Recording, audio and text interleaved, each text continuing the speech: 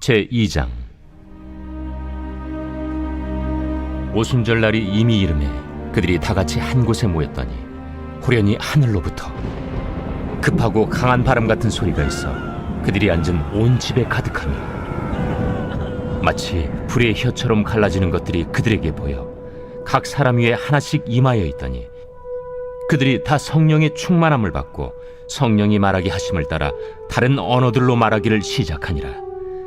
그때 경건한 유대인들이 천하 각국으로부터 와서 예루살렘에 머물러 있더니 이 소리가 나니 큰 무리가 모여 각각 자기의 방언으로 제자들이 말하는 것을 듣고 소동하여 다 놀라 신기하게 여겨 이르되, 보라, 이 말하는 사람들이 다 갈릴리 사람이 아니냐? 우리가 우리 각 사람이 난고 방언으로 듣게 되는 것이 어찌 됨이냐?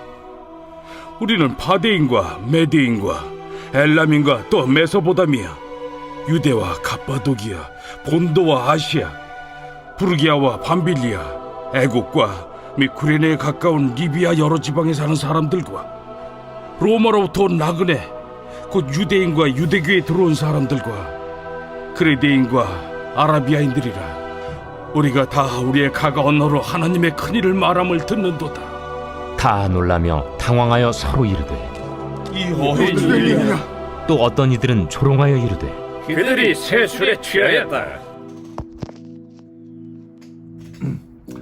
안녕하세요, 구수가족 여러분. 매일 말씀의 김여창입니다. 다시 사도행전을 보면서 묵상을 합니다. 우리가 사도행전 1장의 내용을 뒤로하고 이제 2장으로 들어가게 되었습니다. 여러분, 이 오늘 본문은 우리가 너무나도 잘 알고 사모하고 갈망하는 그러한 본문입니다. 바로 오순절 강림, 성령 강림 사건인데요. 1절을 보겠습니다. 오순절 날이 이미 이름에 그들이 다 같이 한 곳에 모였더니. 여러분, 오순절을 우리가 잘 아는 것처럼 이스라엘의 3대 절기이며 너무나도 유명한 그런 날입니다. 그래서 이 3대 절기인 오순절은 모든 이스라엘의 유대인들이 예루살렘으로 모이게 되는 그런 날입니다. 6월절이 만약에 예수 그리스도의 순환을 상징하는 그런 날이라면 이 오순절은 신약시대의 교회의 시작인 성령의 강림을 기념하는 영적 의미를 가지고 있습니다. 여러분 보시면은 그들이 한 곳에 모여 기도했다라고 나와 있죠. 한 곳에 모여 그들이 함께 성령님의 강림, 그래서 예수님께서 1장 가운데 승천하실 때에 모든 하나님 나라의 일을 말씀하시고 나서 승천하시기 전에 성령을 기다려라 라고 했을 때 바로 그 성령님을 기다립니다. 그런데 2절에 보면은 호련히 하늘로부터 강하고 급하고 강한 바람 같은 소리가 있어 그들이 앉은 온 집에 가득하며 라고 나와 있었습니다. 여러분, 그래서 제자들이 주님의 명령을 따라서 열심으로 기도하고 또 마띠아 같은 제자들을 세우고 사명의 자리로 영혼들을 세우고 있는 그 과정 가운데 기도했습니다. 그 기도 가운데 하나님께서 임하는데, 여러분 2절부터 4절까지 하늘로부터 급하고 강한 바람 같은 소리가 있고 3절에 불의 혀 같은 갈라지는 것들이 있고 각 사람에게 보여졌습니다. 불이 보여져서 각 사람에게 임하였고 또 각자가 성령의 충만함을 받고 성령이 말하게 하심을 따라서 다른 언어로 말하기를 시작했다라고 나옵니다. 여러분, 2절부터 4절까지의 말씀들은 우리가 볼 때에 우리가 갈망하고 기도해야 되는 점은 뭐냐면은 성령 강림의 징표가 있다라고 하는 것입니다. 여러분, 성령님께서는 우리의 기도를 도우시고 성령님께서는 우리가 하나님을 더 깊이 사랑하고 성령님께서는 우리가 예수님을 더 따라가게 하시기 위해서 더 확고하게 하나님의 살아계심과 나를 사로잡으시게 하기 위해서 보여지고 느껴지게 하시고 말하게 하시는 표적과 증거들을 주시는 분이 성령님이시다라는 것을 우리가 알아야 합니다. 여러분, 이 사도행전에 나와 있는 것처럼 똑같은 바람, 똑같은 눈으로 보여지는 불, 그리고 또 완전히 제가 한국인인데 영어를 말하는 것 같은 완전히 다른 언어, 그러한 것들이 아니다 할지라도 저와 여러분의 삶 가운데 성령의 임재가 느껴지고 보여지고 깨달아지고 느껴지고 체험되어지는 그런 역사가 우리 가운데 성령님을 간절히 갈망하게 될 때 일어난다라는 것을 우리가 기도하고 기뻐하며 약속의 마음으로 취해야 합니다.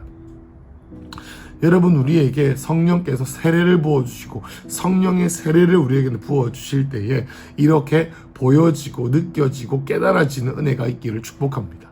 여러분, 우리가 기도할 때 보여주시는 표적이 있어야지만 주님께서 우리를 받으시는 것은 아닙니다만은, 우리가 성령님을 뜨겁게 사랑하고 갈망하고 주님을 따라가는 그런 사명의 여정 가운데 성령의 임재를 구할 때에 성령님께서는 우리에게 의심 많고 연약하고 두려움이 많은 우리에게 확신을 주시고 약속의 말씀을 주시며 불과 바람으로 우리에게 찾아오시고 또 우리의 마음을 뜨겁게 하시고 우리의 마음을 시원하게 하시고 성령의 강물로 우리 마음을 씻어주시고 또 번개와 전기와 같은 그런 떨림들과 그러한 임재로 우리에게 찾아오시는 분이 성령님이시다. 그래서 우리는 그러한 성령님을 믿음으로 갈망해야 된다라는 것을 바라야 된다라는 것이 오늘 말씀으로 인하여서 우리에게 부어지는 첫 번째 사인이다라는 것이죠.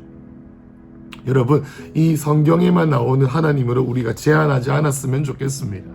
여러분, 우리가 잘 알고 있는 다윗의 장막이라고 있는 그 스캇 브레너 목사님, 이 목사님은 미국에서 미국인이신데 열심히 기도하면서 성령의 세례를 받았는데 그 과정 가운데 한국의 방언을 받았다고 해요. 그래서 이분이 아버지라고 하는 방언을 받았다고 합니다. 뭐 그렇게 유창한 방언은 아니었습니다만은 아버지라고 하는 단어를 몰랐는데 미국 사람이 아버지라고 하는 그런 방언을 하니까 이 사람이 어떤 한국인이 그걸 듣다가 이거 한국말입니다 라고 하면서 그가 한국에 선교사로 예배인도자로 오게 되면서 우리가 잘 아는 이 다윗의 장막이라고 하는 놀라운 예배팀이 이 한국교회 90년대 후반과 20년대 초반까지 초중반까지 그 놀랍게 쓰임받게 되는 그러한 일이 되어졌기도 하죠. 여러분 우리가 방언을 하고 우리가 성령의 충만함을 받아 우리 가운데 느껴지는 것을 깨달아지는 영적 체험을 제한하지 마시길 축복합니다. 오늘도 이 말씀을 들으시면서 기도하십시오. 그리고 또 오늘 이 말씀을 듣고 하루 종일 시간을 보내시면서 성령의 충만함, 성령의 세례가 우리 가운데 있어지시기를 축복합니다. 여러분, 두 번째는 이 방언에 대한 얘기를 조금 하려고 합니다. 여러분, 4절에 보면은 성령의 충만한 법을 받고 성령의 말하게 하심을 따라 다른 언어로 말하기 시작했다라고 했죠. 여러분, 그런데 이 성령의 충만함의 그 상징이 이 방언을 계속 보겠습니다. 5절부터 그 설명이 나옵니다. 그때 경건한 유대인들이 천하 각국으로부터 와서 예루살렘에 머물렀다라고 나와 있죠. 여러분, 9절에 나오겠지만 천하 각국으로부터 예루살렘에 머물러 있는 유대인이다라는 것을 유대인 디아스포라라고 말합니다. 여러분, 유대인들은 바벨론 그리고 아수르 그리고 애굽 등등 그 역사적인 결과 같이 했던 수많은 나라들 가운데 유대인들이 그들의 신앙을 지키면서 살고 있었습니다. 그런데 그 유대인들이 각기 흩어져 있다가 이 오순절과 이 유월절과 초막절과 같은 유대인의 큰 절기들에 이스라엘로 들어오게 돼서 예루살렘으로 모이게 되죠. 여러분, 이때 많은 나라로부터 유대인들이 오게 되는 겁니다. 그 얘기가 5절이었고요. 그런데 이 유대인들이 봤더니 6절에 이 소리가 나며 큰 무리가 모여 각각 자기의 방언으로 제자들이 방언을 하는 것을 보고 소동했다라고 나와 있습니다. 각각 자기네 지방말로 제자들이 말하는 것을 듣고서 이렇게 어리둥절해서 7절에 다 놀라서 신기하게 여겨서 이르되 보라, 이 말하는 사람들이 각 갈릴리 사람들이 아니냐. 갈릴리 사람들 학식적으로도 지식적으로도 놀랍지 아니하고 그리고 또 사회적으로도 이렇게 저평가되고 있는 그런 사람들 아니냐, 시골 사람들 아니냐, 교육 수준이 낮은 사람들 아니냐, 저 사람들이 어떻게 외국어를 하느냐라는 것이죠. 그렇게 8절에 우리 각 사람이 난 곳 방언으로 듣게 되는 것이 어찌 됨이냐. 그러니까 나는 아수르, 나는 시리아, 나는 바벨론, 나는 애굽, 나는 로마에서 왔는데 나의 우리나라 말로 이렇게 말을 한다라고 하는 것이죠. 근데 이것을 보고 9절부터 11절까지 뭐 우리는 바데인, 메데인, 엘람의 메소보다미아 등등등등 해서 11절에 그레데인과 아라비아인들이랑, 그러니까 다양한 나라로부터 온 유대인 디아스포라들이 그들의 언어로 어떻게 해요? 11절 마지막에 우리의 각 언어로 하나님의 큰 일을 말하고 있다. 우리의 언어로 하나님의 큰 일을 말한다 라고 나와 있습니다. 그러면서 12절에 다 놀라고 서로 당황하며 서로 이르되 이 일이 어찌 된 일이냐 하며 또 어떤 이들은 서로 조롱하며 이르되 그들이 세술에 취하였다라고 말합니다. 여러분, 이 말씀을 읽으면서 우리가 적용해야 되는 것은 바로 이것입니다. 여러분, 우리가 하나님의 성령에 충만한 자의 표징은, 여러분, 어제 우리가 마띠아가 제자로 세워지면서, 사도로 세워지면서 왜 사도로 세웠죠? 왜 제자로 세웠습니까? 하나님의 예수 그리스도의 부활을 증언하는 하나님의 큰 일을 증언하기 위해서 사도로 세웠다라고 했습니다. 여러분, 여기서 우리가 방언에 대한 이야기로 갈 때 이것을 우리가 두 가지 관점으로 해석하면 좋겠습니다. 여러분, 방언은 외국인들이 알아듣지 않아도, 여러분, 우리가 고린도전서에 보면은 방언의 은사에 대한 얘기가 나오는데, 방언은 자신의 자신의 속사람을 강건하게 하고 주님과의 교제를 충만하게 하면서 하늘의 비밀을 말하는 것이다. 하나님의 큰 일을 말하는, 하나님의 비밀을 말하는 것이다 라고 합니다. 여러분, 이것이 남들이 알아들을 수 있는 외국어이기도 하겠지만 또 천사들의 언어이기도 합니다.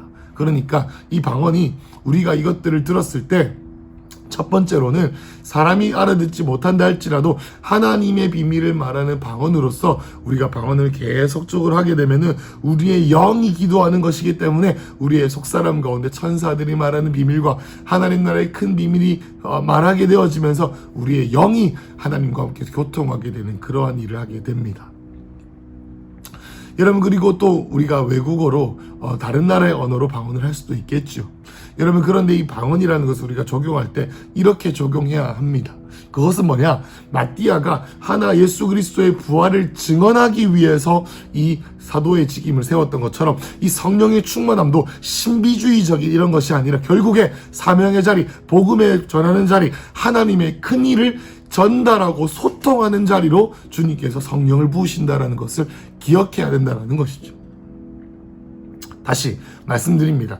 난 곧 방언에서 온 자들이 그들이 알아들을 수 있는 방식으로 하나님이 얼마나 크신 분이시고 주님이 얼마나 놀라우신 일을 전파했던 것처럼 우리는 이 성령의 충만함과 성령의 담대하게 하심으로 말미암아 우리 주위의 환경에 있는 사람들, 선교 대상과도 같은 우리의 가족들, 선교 대상과도 같은 우리의 말을 이해할 수 없는 사람들, 우리가 주님을 사랑하는 이 일들을 13절의 내용처럼 조롱하고 술 취했다라고 말하는 사람들에게 하나님이 얼마나 위대하신 분이신지를 드러내시는 사역이 성령의 사역이다라는 것을 기억할 때 이것이 영지주의다, 신비주의적이다, 이렇게 생각하지 않을 수가 있어요.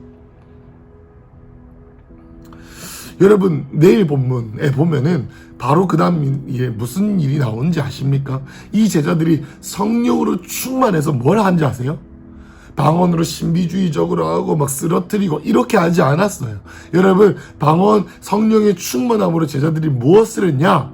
베드로가 복음을 전하기 시작합니다. 예수를 증거하기 시작합니다. 하나님의 큰 일을 말하기 시작합니다. 시편과 여러 가지 그들의 유대인들의 컨텍스트, 문맥에 맞는 예수님을 믿어야 한 이유와 복음의 증거를 한다라는 것이 이 성령의 충만의 가장 큰 표적이다라는 것을 우리가 꼭 기억해야 합니다. 여러분이 성령의 충만이 신비주의가 아닙니다.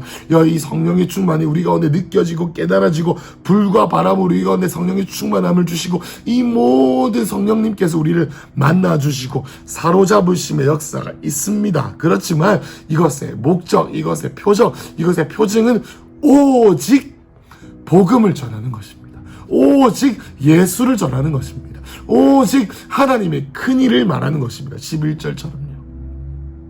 여러분, 우리가 이 방언이라고 하는 이 놀라운 일을 크게 이 성령 세례 강림 사건에 이렇게 말하는데, 그것의 목적의 뜻은 우리는 방언을 계속 말해야 한다. 왜냐하면 방언은 하나님의 나라의 비밀을 말하는 것인데, 그것이 때로는 우리가 알아들을 수 있는 외국어이기도 하겠지만 때로는 천사의 말이기도 하다. 왜냐하면 이것이 방언의 처음 일어난 일이기 때문에 계속적으로 방언이 말해지게 되면서 고린도전서에서 이 방언을 더 완전하고 더 충만하고 더 풍성하게 말합니다. 결국에 이 일은 방언이 처음 이렇게 하나님의 몸된 교회에 드러났을 때 일어난 일이지, 또 많은 사람들이 방언을 하면서 외국어뿐만 아니라 천사들의 언어, 하나님의 나라의 비밀을 내 영이 말하는 것이다 라고 하면서 하나님께 소통하는 도구로서 이 방언이 쓰이고, 그리고 이 방언의 목적, 이 성령의 세례의 목적은 뭐냐? 사람들이 알아들을 수 있는, 나와 다른 문화권, 신앙적으로 다른 문화권에 사는 사람들이 하나님의 큰 일을 들을 수 있도록 내가 복음을 전할 때 성령께서 말할 수 없는 담대함으로 우리에게 복음을 전할 수 있는 기쁨과 능력과 담대함으로 우리에게 말하게 하신다라는 것이죠. 여러분, 오늘 우리가 이 두 가지를 놓고 기도하면 좋겠습니다. 첫 번째, 여러분이 오늘 운전할 때, 여러분이 집에서 기도하실 때, 교회에서 기도하실 때 성령께서 하늘의 문을 열어주셔서 불과 바람과 바운과 번개와 전기와 우리가 말로 다 할 수 없는 성령의 나타내심으로 여러분들의 마음과 생각을 지배하시기를 축복합니다. 여러분, 그리고 두 번째, 성령의 충만함의 표징이 무엇입니까? 성령의 충만함의 표징은 우리가 주님의 자녀됨을 우리가 경험하는 것에서 끝나는 것이 아니라 복음을 담대하게 우리의 삶을 통해서 우리의 말을 알아들을 수 없는, 우리의 신앙을 알아들을 수 없는 사람들에게 알아듣도록 담대하고 지혜를 주셔서, 여러분 요한복음에 보면은 뭐라고 말합니까? 너희가 사람들에게 끌려가고 사람들 앞에서 복음을 전할 수 있는 기회가 있을 것이다. 그렇지만 무엇을 말해야 할지, 무엇을 행해야 할지, 무엇을 전해야 할지 누가? 성령께서 알려줄 것이다 라고 말했습니다. 그것을 사모합시다. 성령께서 여러분들이 전할 말을 생각나게 하실 것입니다. 그래서 오늘 하루, 놀라운 하루, 성령님과 함께 동행하는 것뿐만 아니라 성령님의 살아계심을 체험하실 뿐만 아니라 성령님과 함께 복음을 전하는 그러한 하루 되시길 축복합니다. 기도합니다.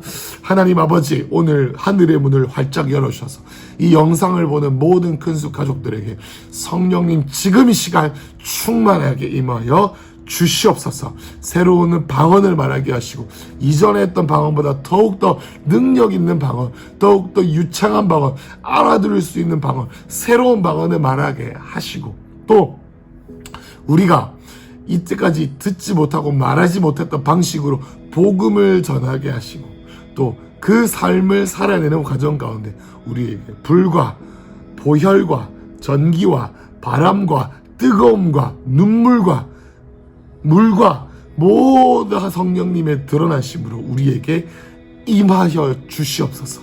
하늘의 문을 열어 주시옵소서. 예수님의 이름으로 기도했습니다. 아멘.